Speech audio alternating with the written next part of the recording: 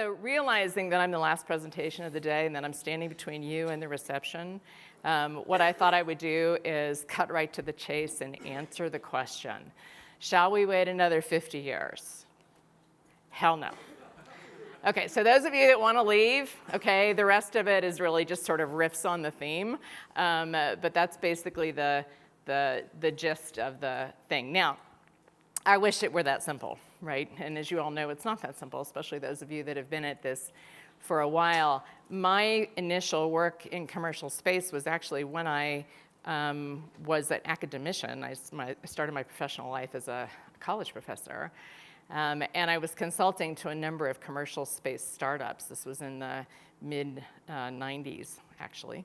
And then after all, when I went to Boeing and started working on the space station, I didn't have enough to do managing a couple of hundred subcontracting individuals across 4 continents speaking 6 languages. I basically ended up also acting as Boeing's first chief scientist for commercial space, which was a very interesting exercise that Boeing began in 2000, 2001.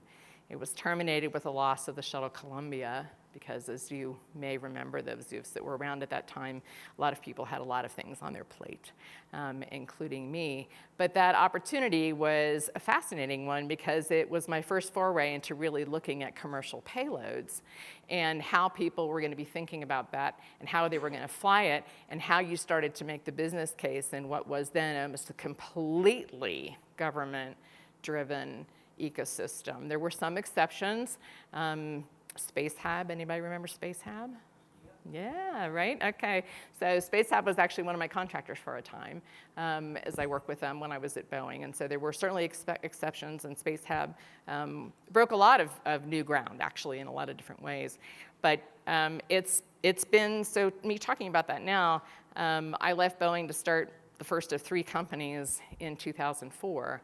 And so I was doing that work in the late 90s. So we're already 20 years on, right, from sort of my initial work, and then there were people that were at it much longer than that.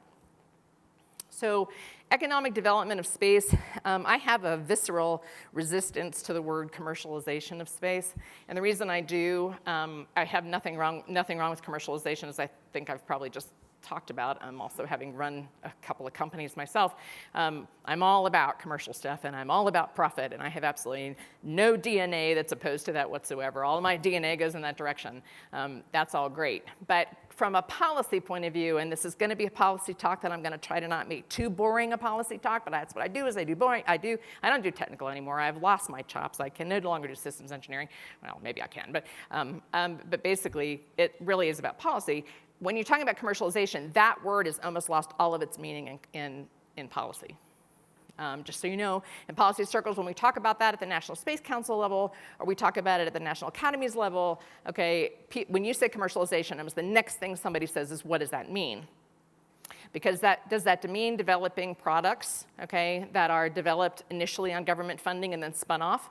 Does that mean making use of products that actually exist already on the open market, okay, on the private market, and sort of putting those to government use?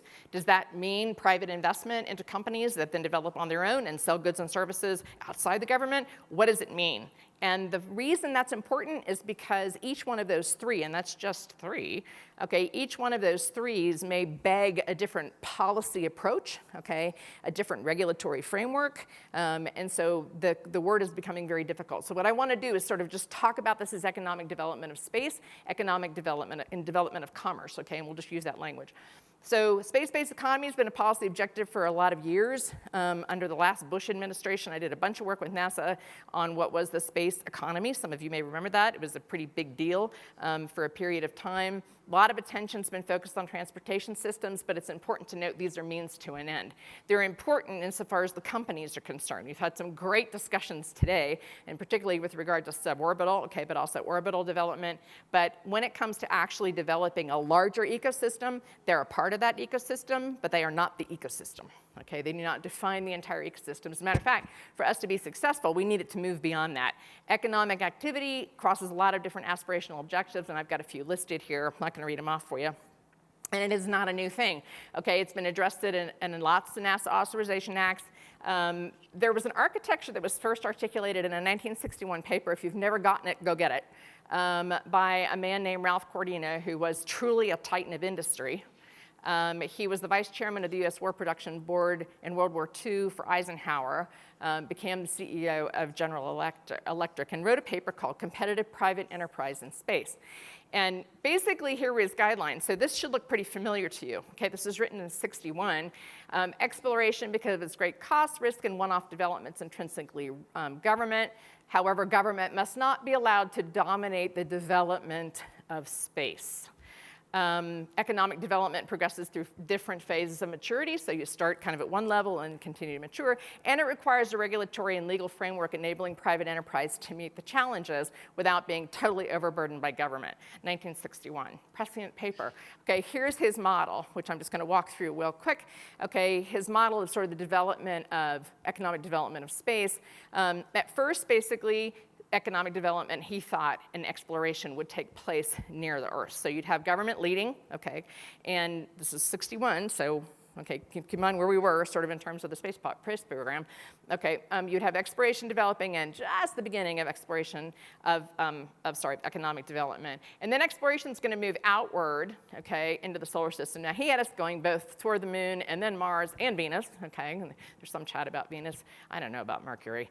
But basically, exploration's moving out into the solar system, and economic development now begins in the space near Earth, okay?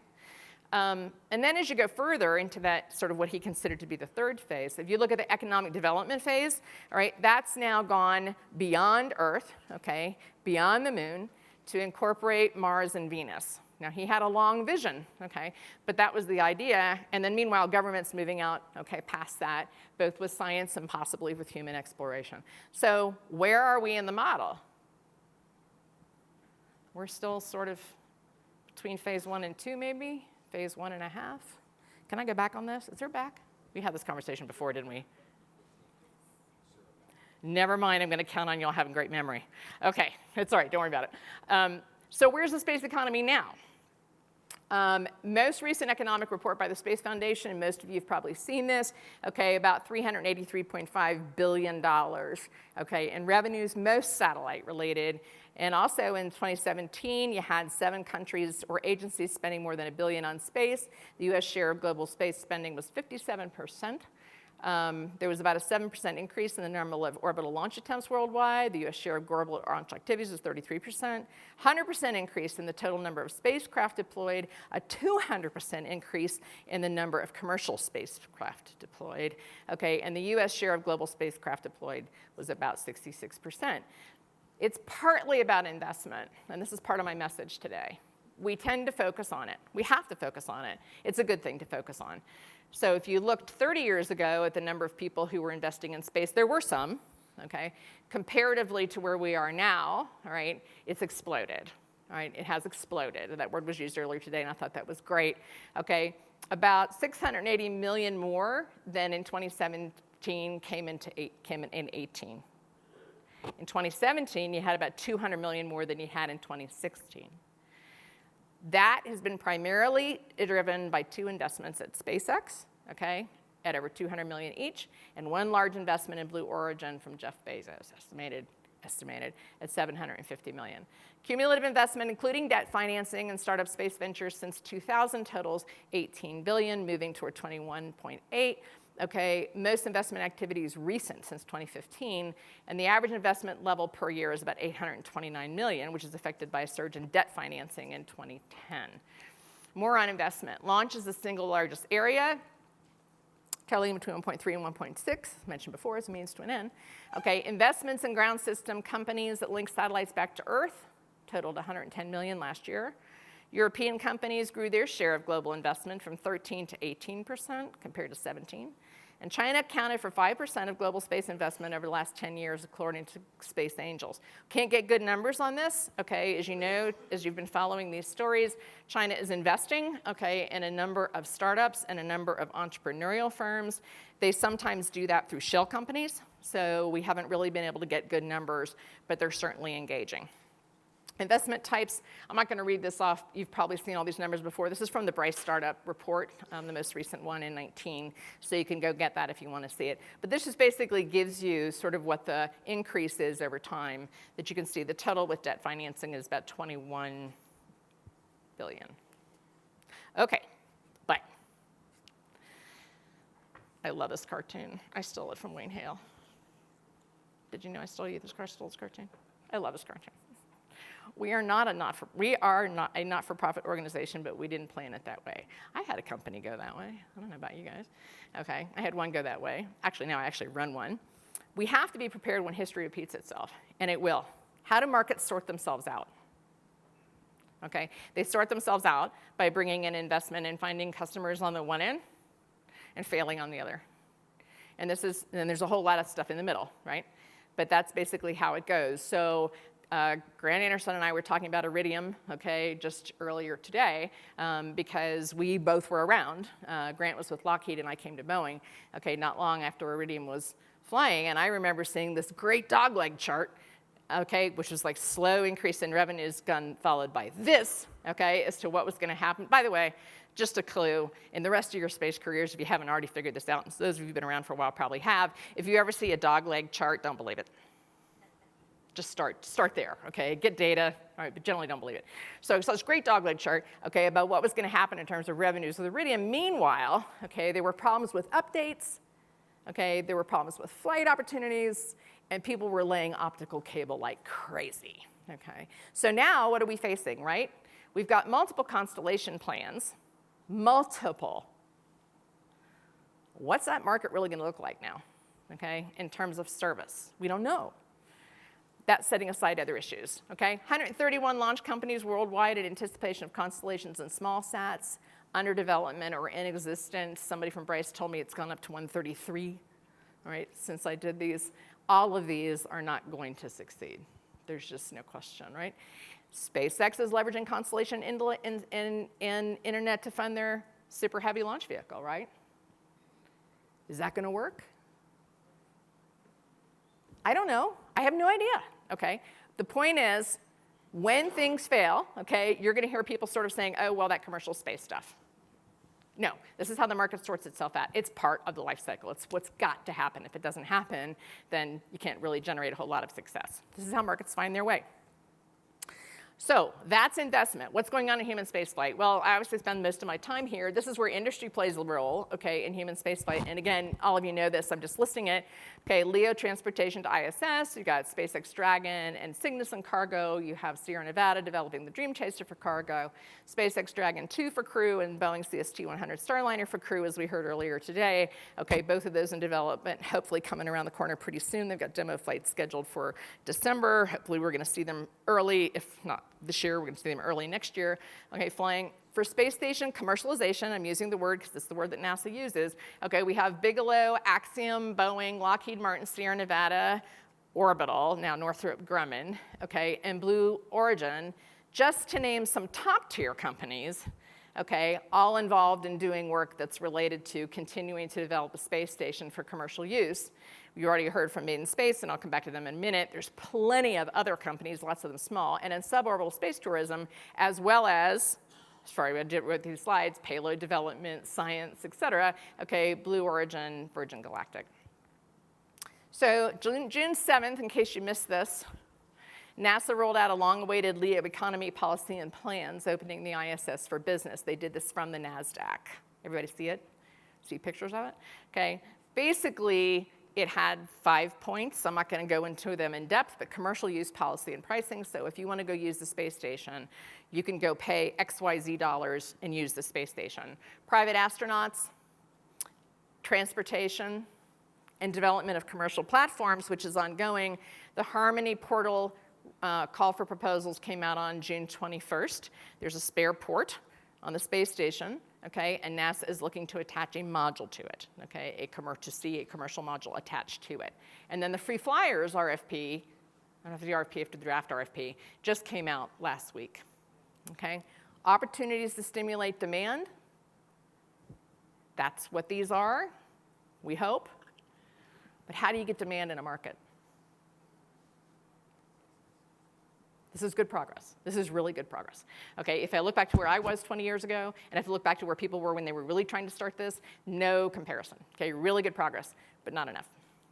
Some economic development tools the government has available to it. I'm not going to bore you to death on the economics. Okay, you'll have the slides later, but you can do capital subsidies, which are basically aimed at driving down costs of money. Okay, there's ways to do that so you can lower the cost of investment. There's R&D support. Okay, there's a bunch of different ways to do that. NASA's doing a lot of these. There's input subsidies. NASA does a lot of these. The state does a lot of these. New Mexico does some of these, okay? These are all subsidies that basically help people make use of infrastructure, or subsidize their use of infrastructure, give them access to infrastructure. There's a lot of things I'm not listing here. Access to expertise, okay, a bunch of different contract mechanisms. There's a whole lot of different ways. These are economic development tools, again, to sort of help people, but this is all still mostly on the supply side, right? This is mostly, it's helping people who are developing goods and services. What is it doing for demand? Is this enough? We don't want to wait 50 years, right? Hell no. Meanwhile, here's what's happening on the ground.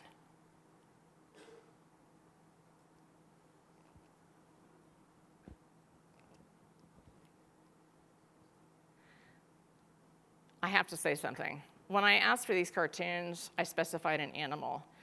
I got elephants. I want to be clear, there is no subliminal political message here.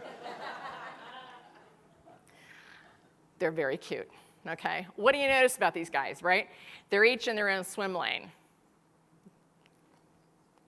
The swim lanes, okay, they're already in low Earth orbit. They're headed here. Hopefully to do some of this.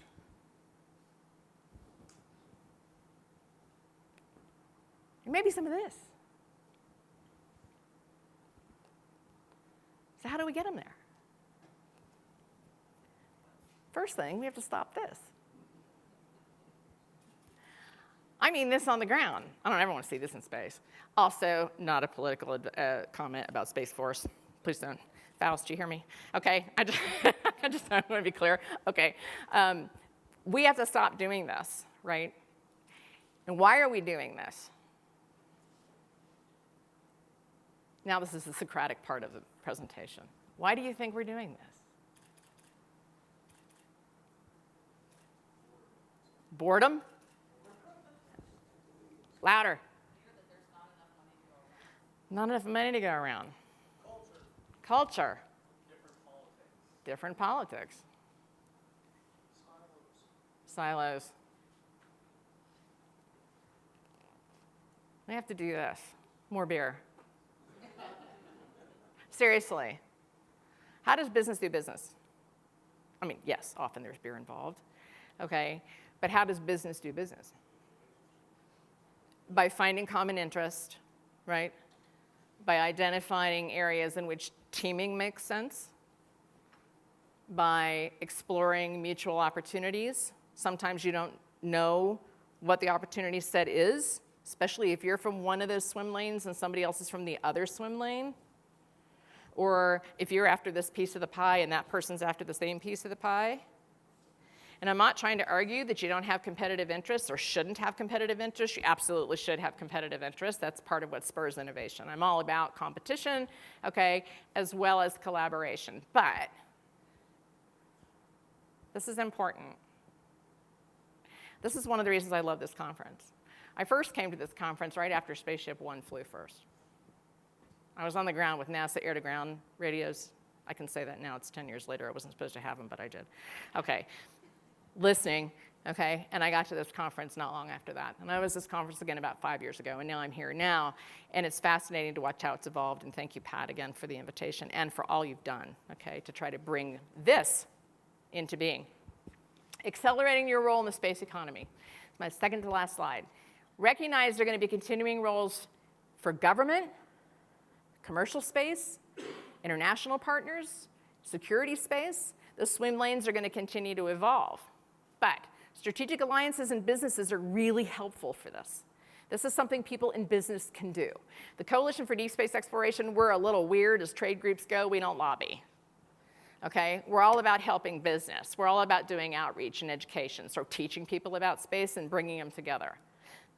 We have 70 companies, and of those 70 companies, 80% of them are doing business across the entire sector. That's stunning. We have a small business committee that we've just stood up, right? Grant Anderson's here, okay? I got Grant here from Paragon, and I got our NSH here, okay? And these guys are all doing business in a whole bunch of different areas. There's huge strategic alliances that are making news. Virgin Galactic and Boeing, okay, already got talked about. Made in Space, also a coalition member, is teamed with Northrop Grumman, okay? NanoRacks is teamed with Northrop Grumman. This is old space and new space. It's not, it's business. It's business, okay? Continue to work toward a political, strategic, and economic interest in development of a LEO to cislunar corridor, whole thing. Starting here and moving out toward the moon. There's a whole of government approach that's underway, okay, at the National Space Council, and it'll be helped by economic interests. So if you want to know how to get the Space Council's attention, the need for security, the need for continued government investment, the need for a regulatory framework that makes sense, they've already acted, okay, in that regard, and think about large-scale strategic approaches, not fighting over the NASA budget, which, oh, by the way, is too small by orders of magnitude to seriously do economic development of space. Orders of magnitude. Start thinking about this in terms of what sorts of strategic reserves do we need? What sorts of security do we need along that entire corridor? What makes sense in terms of American interests over the next 50 years? Okay, how do we assure that commerce is going to go forward? What makes sense in terms of government investment? Stop just looking at the NASA budget. Recognize that budget's totally insufficient and encourage risk-taking among industry. It's going to take a lot more of that to get to this. Maybe that.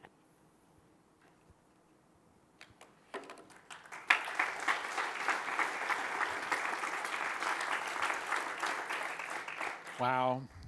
Okay, so everybody, you got tonight, your homework lesson is to think about what Mary Lynne said so you can be ready to ask Ken Bowersock's questions at the first session tomorrow morning. He's on his way here. He's on his way here, yep. Okay. Yep. So this is an easy one because I've heard you talk about this several times, Mary Lynne. The public apparently lost interest in space missions soon after Apollo. How can we prevent this from happening again? So let's start with that's a myth. There's about 60 years, interestingly enough, of public surveys on attitudes and interest in space. And I hate to break it to you, although many of you may already know this, okay? It barely cracked 50% interest and engagement after the moon landing, And then it pretty much went back down again. And it has been stunningly stable. I used to do public opinion polling, okay, and I really can't explain it, okay? It's just sort of stunningly stable, that it vacillates between about 45% of the public is really kind of interested in space and space missions, and 60%, okay, is really, really interested. And it's kind of moved, right, in that 15% corridor for the better part of 60 years. So actually, the most recent data shows that there's more people who are interested in space. And I personally think, some of my friends aren't always crazy about it when I say this, okay, but I personally think that that's happened in large part due to SpaceX. I think that basically that led the charge, okay, to basically sort of getting people engaged. That said, the majority of Americans can't spell space, don't know about space, could care less about space. So it's really important for us to sort of keep that perspective when we're talking about space going forward and we're talking about it as an economic development region. This is really important, right? Nations can put together consortiums to do things like economic development. When you start talking about that and begin to talk about that way and get people to recognize we're talking about the entire ground ecosystem, we're talking about the suborbital ecosystem, the LEO. Once by the time we start talking about LEO, they're glazing over. Start talking about developing of goods and services that will be available through the use of space or through development of technologies on the ground. Start talking about job creation. Start talking about new technologies that come along that make your life better. That's what will get their attention. Economics aside, what would you like to see humanity explore in deep space within, say, 2050? 2050. Wow. Okay, so explore. So for me, it's all exploration, science, development, economic development. They're all, we have to do all of them, I think. As security space, we have to do all of them. And that's part of the problem. The same goes back to the budget problem. I'd certainly like to see us having a permanent presence on the moon, and by permanent presence on the moon, I mean developing the resources that are on the moon, figuring out how to store those resources. I'd like us to be thinking about do more, have some breakthroughs maybe. We have bottlenecks in space that are the same bottlenecks that have faced humanity for maybe 160,000 million years, right?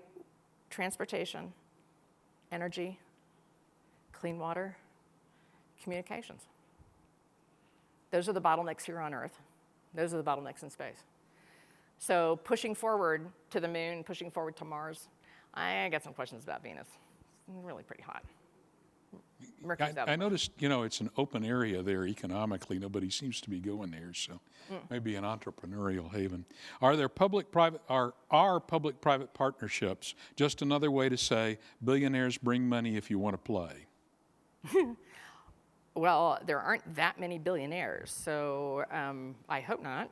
Public-private partnerships have been used actually across this globe going back to Elizabethan England. And they have been used largely to develop infrastructure, not just that.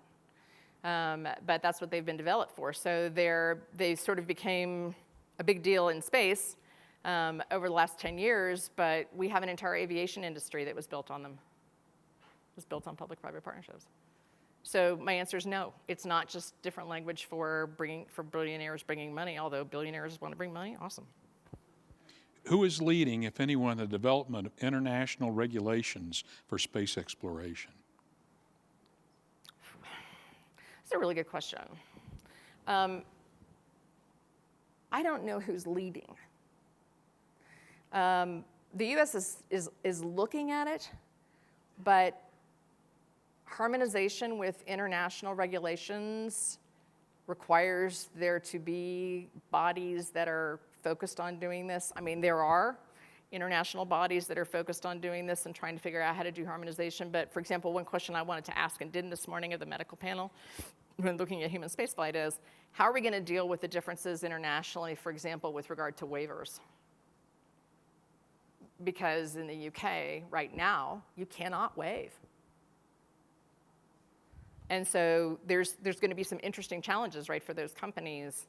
I don't know who's leading. I think that's a gap we need to fill. Would you please consider authoring a sequel to Ralph Gordner's guidelines?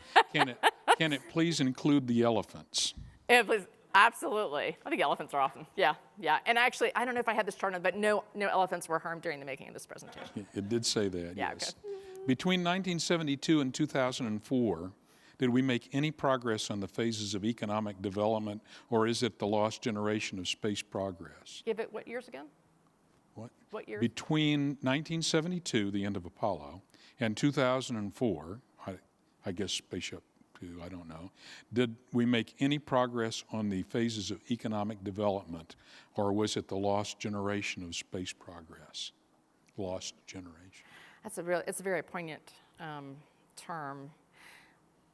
Yeah, there were some experiments. I mean, we had some stuff happening, for example, at Skylab even. We had things happening on Shuttle, as you well know. And those were baby steps, right? Space Hab might have been one of the first big, they really created infrastructure that they flew on board Shuttle and then sold space. I think we made progress. There were also a couple of investment firms. Merrill had a really early venture capital approach to space. As a matter of fact, Frank DeBello ran it when he was back at Merrill. What I think happened during that period of time was a whole lot of seeds got planted. And it's taken some time for them to start to pop up. Next to the last question. If policy is the driver, do you think Congress and the executive office will maintain long-term support? For economic development specifically? Yes. Yeah, I actually think we've crossed the Rubicon. I do. I think we've come around the corner. I think there's broad-based understanding in Congress. Now, again, Congress is like the rest of the American public. Most people don't care about space. They have other things on their plate. But Some of them do, good number of them do, enough of them do. And I think there's a genuine interest in economic development in space there. For Congress people, they see opportunities to bring funding and opportunity back to constituents, which is part of what they do for a living. I think in the executive branch, it waxes and wanes, but the last 2 or 3 administrations, if you look at them, they varied in terms of their focus and their intensity, and this one is the most focused and most intense. But certainly, even back to Bush, I think we saw it in the Obama years, and we've certainly seen it. I mean, all the work that George did, for example, at AST, that Wayne now has inherited that. I think that was there, and I think it's continuing. I see this as building. I really do. I believe there's momentum going forward. So, yeah. This is the last question, and So the as a last guy, I really don't get this, but it is the most popular question that I've seen all day with the most votes. Do your shoes glow in the dark? Where did you get them? So those of you that know me, I have a connective tissue disorder, and I have been on crutches for 3.5 years.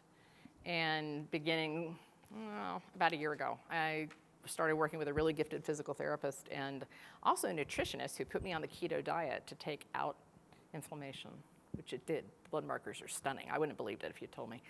So I have these shoes along with about 4 other pairs that I wear now. I sometimes actually wear traditional girl shoes, but I wear these a lot more because they just cushion my joints and they're easier. I bought these on Amazon. They're Saucony. I think they're awesome. So happy to model them for you. Without crutches. And we're glad. Thank you, Mary Lynne. Thank you, Wayne. Thank you very much.